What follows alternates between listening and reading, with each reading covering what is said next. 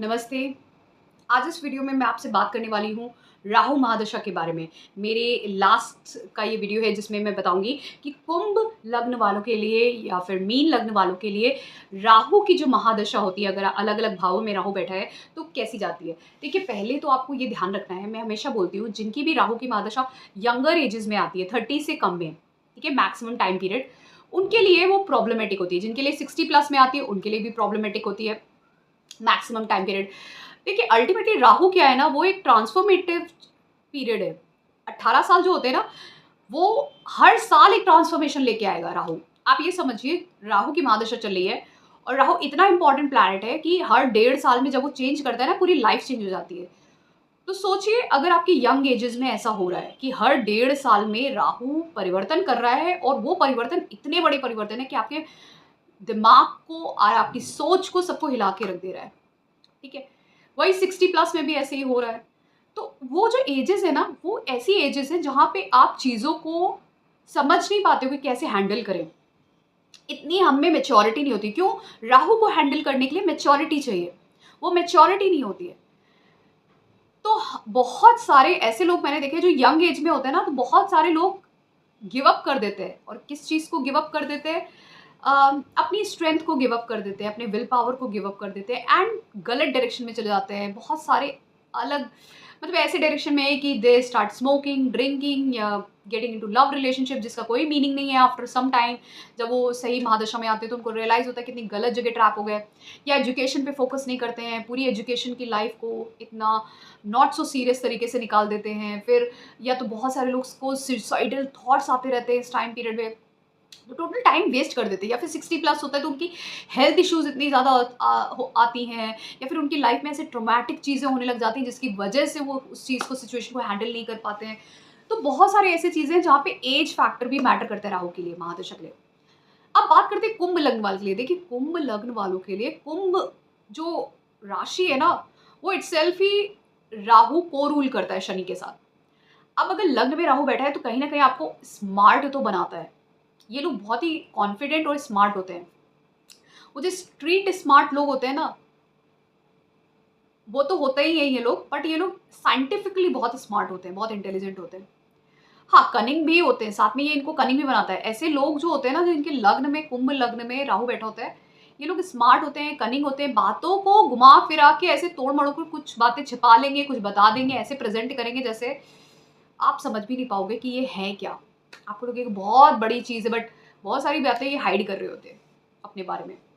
But ऐसे articulate करेंगे, they are at this position, so they know, they have that intelligence. बहुत ही technically बहुत ही साउंड होते हैं, बहुत ही कनिंग होते हैं एंड ये स्ट्रीट स्मार्ट होते हैं, इंटेलिजेंट होते हैं। एंड आप ये भी देखोगे इनको ना, हॉरर सस्पेंस वाली मूवी, हॉरर सस्पेंस और थ्रिल करने वाली चीज़ें, जैसे यू नो मैजिशियंस वाला जो काम होता है, वो सब इनको बहुत अच्छा लगता है। तभी अगर ये तंत्र मंत्र में हो, तो एस्ट्रोलॉजी में या साइंटिफिक कामों में, तो कोई हैरानी नहीं होगी। तो इनकी महादशा लग्न में हो तो अच्छी जाती है।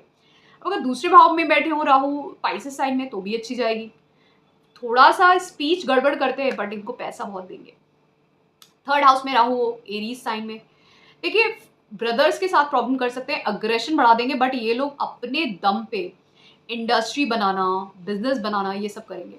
बट सिबलिंग्स के साथ रिलेशन खराब होगा इनका। फिर यही राहु अगर फोर्थ हाउस में हो, टॉरस साइन में, कुंभ वालों के लिए, तो ये भी अच्छा है। ये वेल्थ बहुत सारी देगा, वेल्थ बहुत देगा in the form of property and vehicle, luxury बहुत देगा। लेकिन ये भी देगा कि मेंटल पीस नहीं रहेगी। लग्जरी देगा, मेंटल पीस नहीं रहेगी, मदर की हेल्थ डिस्टर्ब रहेगी। फिफ्थ हाउस का राहु इंटेलेक्चुअली बहुत स्ट्रांग बनाता है, नेम फेम देता है, क्योंकि यहाँ पे जेमिनी साइन में आ गया। नेम फेम इंटेलेक्चुअली बहुत स्ट्रांग, मतलब हाई लेवल के इंटेलेक्ट्स होते हैं। ये ऐसी कंपनी में जहाँ पे प्रोडक्ट डिजाइनिंग, सेलिंग के काम होते हैं, टॉप लेवल पे हो सकता है। इनको इनके इंटेलेक्ट के लिए जाना जाएगा, दिमाग के लिए जाना जाएगा, कम्युनिकेशन के लिए जाना जाएगा। इनमें बहुत स्किल्स और क्रिएटिविटी होगी। इनकी महादशा बहुत अच्छी जाएगी। फिर अगर राहु आपके सिक्स्थ हाउस में, कैंसर साइन में, तो ये प्रॉब्लम क्रिएट करेगा। सी ऐसे लोगों को डिप्रेसिव बना सकता है, बहुत सारी बीमारियां दे सकता है, एंग्जाइटी, टेंशन, डिप्रेशन के इश्यूज दे सकता है, मदर को है प्रॉब्लम, हेल्थ इश्यूज दे सकता है, मेंटल हेल्थ इश्यूज दे सकता है। राहु अगर यहाँ पे 7th हाउस में हो तो देखिए आपके स्पाउस को थोड़ा सा डिसेप्टिव बनाता है, हिडन नेचर का बनाता है। और थोड़ा सा ये भी राहु आपके लिए अच्छा नहीं काम करेगा लियो साइन में। नेम फेम थोड़ा दे सकता है, पब्लिक रिकॉग्निशन, बट वो भी उतना आपको एडमिरेशन या अच्छा नहीं करेगा, ठीक है, क्योंकि वो अपने से ऑपोजिट चला गया राहु, अपने खुद के भाव से, को रूल जिसको करता है एक्वेरियस साइन से, वहाँ से ऑपोजिट चला गया, तो यहाँ पे प्रॉब्लम क्रिएट करेगा मैरिज में, बिजनेस पार्टनरशिप्स में। तो ये राहु की महादशा आपके लिए सो होगी। फिर अगर राहु आपके 8th हाउस में है, वर्गो साइन में और एक्वेरियस असेंडेंट है, तो ये आपके इनहेरिटेंस के लिए, अर्न मनी के लिए, साइंटिफिक कामों के लिए बहुत अच्छा है, चाहे वो साइंटिफिक काम किसी भी फील्ड के हो, रिसर्च एनालिसिस के, इनहेरिटेंस के लिए अच्छा है। बट आपको इन लॉज ऐसे मिल सकते हैं जो आपसे बहुत ही प्रॉब्लमेटिक हो, मतलब आपको उनकी तरफ ज़्यादा फोकस करना पड़े, मतलब अपनी फैमिली से ज़्यादा आपको उनका ध्यान रखना पड़े, एंड उनकी एक्सपेक्टेशन आपसे ज़्यादा हो सकती है लाइफ में कि आप ऐसा करो, वैसा करो, ये करो, वो करो, थोड़े से इरिटेटिंग हो सकते हैं। ये करेक्ट वर्ड होगा, ठीक है। और फिर उसके बाद यही राहु अगर 9th हाउस में लिब्रा साइन में, इट्स अनदर गुड प्लेसमेंट। यहाँ पे आपको फॉरेन ट्रैवल्स बहुत कराएंगे, फॉरेन में बहुत कनेक्शन होंगे, फॉरेन लोगों से बहुत कनेक्शन। फॉरेन से मेरा मतलब होता है, सपोज करिए आप north Indian, south Indian, east West Indian भी हो सकते हैं, बाहर के लोग भी हो सकते हैं, वहाँ पे जाना, पढ़ना, इस तरीके के कनेक्शन होना। तो फॉरेन कनेक्शंस बहुत होंगे आपके, ट्रैवल्स बहुत होंगे। फिर यही राहु आपके अगर 10th हाउस में, तो स्कॉर्पियो साइन आता है। स्कॉर्पियो एक हिडन साइन है, यहाँ पे आपको बहुत ही सिक्रेटिव बनाता है, आपके करियर में बहुत पहले स्ट्रगल बहुत देगा, ठीक है, लेकिन 36 के एज के बाद थोड़ा ग्रोथ देना स्टार्ट करेगा। प्रॉब्लम ये है कि यहाँ पे 36 के एज के बाद जब ग्रोथ देना स्टार्ट भी करेगा, तो ये स्कॉर्पियो साइन में है, तो अनटिल लेस आप किसी रिसर्च रिलेटेड काम में नहीं हो, तो ये आपको तब भी स्ट्रगल देता रहेगा, इनहेरिटेंस देगा, करियर में ग्रोथ देगा, लेकिन अप एंड डाउन बहुत देगा आपको फिर यहाँ पे, ठीक है। तो उसमें आपको मेंटल डिस्टर्बेंस हो सकता है। उसके बाद अगर मैं बात करूँ, अगर राहु आपके 11th हाउस में होते हैं, that's a sign of Jupiter. तो राहु यहाँ पर देखिए जुपिटर के साइन में है, तो आपको जुपिटर एक ज्ञानी व्यक्ति के रूप में जाना जाएगा, और आपको ज्ञान की वजह से ही बहुत सारे लाभ मिलेंगे। जैसे सोसाइटी आपको ज्ञान की वजह से ही जानी जाएगी, एक मैनेजर, एक टीचर, एक गाइड के रूप में जानेगी, एक स्पिरिचुअल पर्सन के रूप में, और आपके फॉलोअर्स बहुत हो सकते हैं इस वजह से। आपको आपकी सोर्स ऑफ इनकम इसी से ही जनरेट होगी, ठीक है, एक वक्त में लाइफ में आते हुए। जब एक चीज़ और ध्यान रखिएगा, राहु अगर डुअल साइन में है, तो राहु अगर डुअल साइन में है तो ऐसे लोगों के अंदर एक डुअलिटी देखी जाती है, इसका भी ध्यान रखिएगा। अब अगर डुअल साइन आपके वेल्थ के हाउसेज में आता है, 11th हाउस में आता है, तो आपके डुअल सोर्स ऑफ इनकम हो सकते हैं, एक से ज़्यादा होना, दो से ज़्यादा होना। अगर यही राहु आपके 12th हाउस में है, जहाँ पर आपका कैप्रिकॉर्न साइन है, तो राहु यहाँ पे कंफर्टेबल होता है, आपको बहुत ही हार्ड वर्किंग, करियर ओरिएंटेड बनाते हैं, लेकिन आपको करियर के लिए प्रोग्रेस जो भी होगा आपको फॉरेन कंट्रीज में ही होगा, आपको फॉरेन तक लेके चला जाएगा। अगर राहु की महादशा है तो राहु आपको foreign countries, specially Muslim countries लेके जाता है। राहु अगर 12th हाउस में होता है, मैंने बहुत लोगों को मुस्लिम कंट्रीज जाते हुए देखा है राहु की महादशा में, ठीक है। तो एंड फॉरेन कनेक्शंस, ठीक है। तो ये था एक्वेरियस के लिए। अब बात करते हैं पाइसेस के लिए। देखिए पाइसेस के लिए अगर लग्न में होता है राहु, तो राहु यहाँ पर एक्चुअली में थोड़ा आपके माइंड को डिस्टर्ब करता है, आपकी पर्सनालिटी में एक डिफेक्ट देता है। तो इसकी जब महादशा आएगी तो आपके मन को, आपकी हेल्थ को डिस्टर्ब करेगा, लोनली कर देगा आपको थोड़ा। लेकिन आप अगर सही डायरेक्शन में हैं, लाइक सपोज अगर आप नेम फेम चाहते हैं, किसी किसी पोजीशन में जाके नेम फेम चाहते हैं, पब्लिक रिकॉग्निशन चाहते हैं, नेम फेम चाहते हैं, तो ये आपको नेम फेम दिला देगा। भले ही आप किसी फील्ड में हैं, वहाँ पे रहते हुए आपको नेम फेम मिल जाएगा, बट एज आई सेड ये आपको हेल्थ इश्यूज देगा, प्रॉब्लम्स बहुत देगा। देखिए राहु एक्चुअली में को रूल करता है एक्वेरियस को, जो 12th हाउस में आता है। राहु के जो अदर हाउसेज हैं, they are Taurus and Gemini, वो भी आते हैं आपके 3rd एंड 4th हाउस में। तो कहीं ना कहीं आपके मेंटल हेल्थ को डिस्टर्ब करेगा, पर्सनालिटी को, हेल्थ को डिस्टर्ब करेगा, बट आपको नेम फेम मिल सकता है उसके टाइम पीरियड में, राहु की दशा में। राहु 2nd हाउस में होगा, फैमिली से बहुत प्रॉब्लम होगी, आपके वर्ड्स की वजह से, आपके बोलने की वजह से। आपका खाना पीना जो होगा बहुत ही ज़्यादा नॉन वेजिटेरियन, और वैसे अल्कोहल ड्रिंक करना, ये सब करना, इस तरीके की चीज़ें हो जाएंगी, स्पेशली राहु महादशा में, तो और भी डिस्टर्बिंग। और बट ये आपको सडन वेल्थ दे सकते हैं, सडन वेल्थ दे सकते हैं।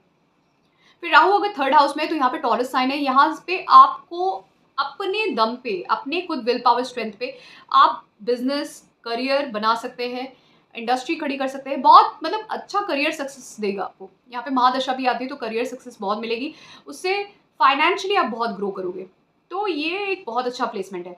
राहु 4th हाउस में भी होगा जेमिनी साइन में, तो यहाँ पे भी ये बहुत अच्छा प्लेसमेंट है राहु की महादशा में। आप आपके आपके कंफर्ट्स ग्रो करेंगे, आप फाइनेंशियली ग्रो करेंगे, प्रॉपर्टीज बनाना, और जो लोग ट्रेडिंग करते हैं बहुत सारी चीज़ें, मतलब प्रॉपर्टी बहुत बना के दे देगा आपको, लग्जरी बहुत देगा।